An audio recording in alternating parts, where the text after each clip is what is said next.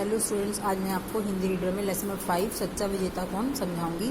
प्रस्तुत पाठ हृदय की जीत पर आधारित है। पाठ के अनुसार सच्चा विजेता वही होता है जो लोगों के दिल जीतता है। दूसरों की संपत्ति लूटकर और उन्हें नुकसान पहुंचाकर कोई अपने आप को विजेता नहीं कह सकता। विजेता बच्चों वो होता है जो विजय करता है, विजय लेता है। जैसे ये कहानी जो है आपकी सिकंदर और राजा पुरु की है कि सिकंदर कैसा राजा था।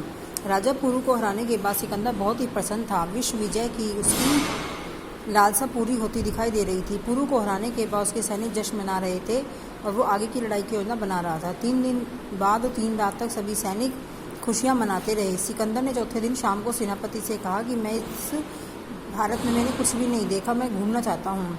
वह घोड़े पर चल दिया। सब उसके साथ चलने लगे, लेकिन उसने मना कर दिया कि मैं अकेले ही जाऊँगा। और सिकंदर ने साधारण कपड़े पहने और घोड़े पर सवार होकर निकल पड़ा। उसने देखा कि चारों तरफ अंधेरा ही अंधेरा था।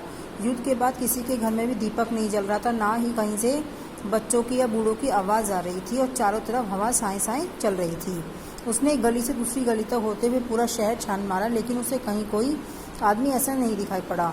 शहर के सभी घर वीरान थे और लुटे हुए पड़े थे। यह सब देखता हुआ सिकंदर नदी के किनारे पहुंचा। वहाँ उसने देखा कि कुछ साधु कौपीन पहनकर वहाँ पर पूजा कर रहे थे। कौपीन होता है बच्चे लंगोटी पहनकर। जाड़े की रात थी। सिकंदर को लगा कि इतनी ठंड में इन्होंने खाली कौपीन पहन रखी है, ये लोग क्या कर रहे हैं।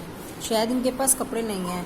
कड़ाके की ठंड से बचने के लिए कपड़े नहीं थे, इसलिए उसने आग जलाकर साधु को देखकर सिकंदर दुखी हो गया। उसने सोचा मैं इनके लिए कुछ लेकर आता हूँ। वह सोचकर अपने घर लौट आया और सेनापति से बोला मुझे कुछ कंबल और ऊनी वस्त्र चाहिए। सेनापति भी आश्चर्य में पड़ गया, लेकिन जब उसका हुक्म था तो सेनापति गया और घोड़े पर और ऊँट पर उन कुछ सामान को ले आया। और देखा उसने कि सिकंदर ने कुछ सोने जेवरात भी रखे हुए हैं, लेकिन सेनापति ने कुछ भी नहीं कहा। सिकंदर जब उन साधुओं के पास नदी के किनारे वापस लौटा तो सिकंदर की गर्भवती सुनकर सभी साधु मुस्कुराए, और सभी साधुओं की ने सिकंदर को तेज नजरों से देखते हुए उसके पास गए। फिर उनसे पूछा, तुम ही हो प्रसिद्ध जगत सिकंदर, जो तुम दुनिया की खुशियाँ छीनकर जीतने निकले हो।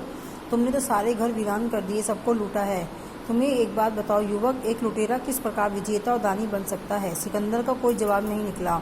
अभी तक सिकंदर के सामने ऐसे लोग नहीं आए थे। वृद्ध साधु बोला, युवक यदि तुम सचमुच विश्व विजेता बनना चाहते हो तो तुम्हें लोगों को दिलों को जीतने का प्रयत्न करना चाहिए।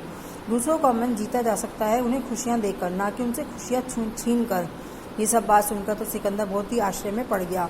लेकिन यदि वो बोले तुम्हें कोई वस्तु चाहिए तो मांगो, हम तुम्हें देंगे, हम लोग उसके लिए प्रयत्न करेंगे। बताओ तुम्हें क्या चाहिए। सिकंदर को अपने कानों पर विश्वास नहीं हुआ। उसने कोई आदमी ऐसा नहीं देखा था जो उससे ऐसे बोले। उसे अपनी गलती का एहसास हुआ। वह अचानक बच्चों की भीषण चित्कार उनके कानों में गूंजने लगी। आगजनी और लूटपाट के दृश्य उसकी आंखों की तरफ दौड़ने लगे। घायलों की करहा और बच्चों, स्त्रियों, वृद्धों का बिल खिलाना उसे याद आने लगा और वह बेचैन हो गया। उसने साधु को श्रद्धा से झुककर प्रणाम किया और धीरे धीरे अपने शिविर में चल पड़ा। उसी समय रात को उसने घोषणा कर दी कि हम लोग अपने देश लौट जाएंगे। मैं अब विश्व विजेता नहीं बनना चाहता हूँ।